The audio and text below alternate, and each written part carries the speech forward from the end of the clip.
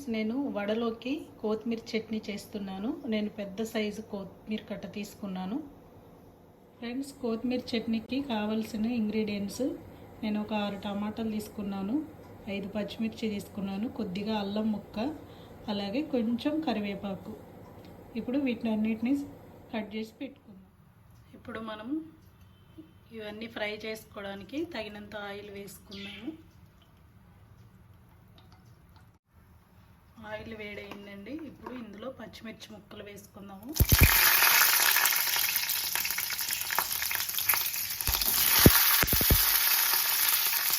అలాగే అల్లం ముక్కలు,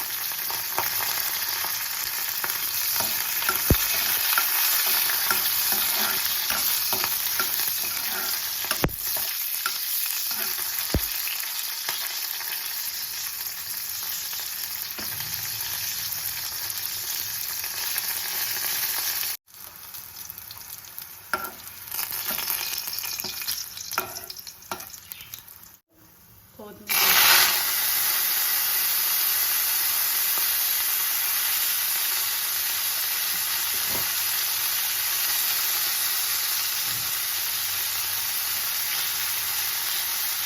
కొద్దిగా కరివేపాకు.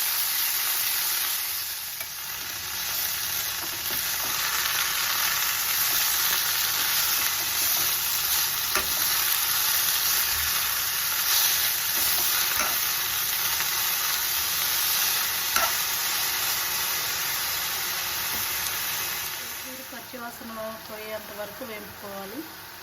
ఇప్పుడు నేను టమాటా వేసుకుంటున్నాను.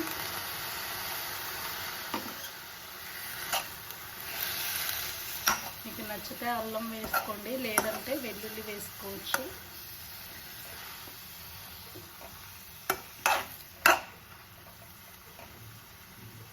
ఒక 5 నిమిషాలు బాగా మగ్గించుకోండి. ఇప్పుడు మనం ఇందులో కొద్దిగా పసుపు వేసుకుందాం, అలాగే తగినంత ఉప్పు వేసుకోండి.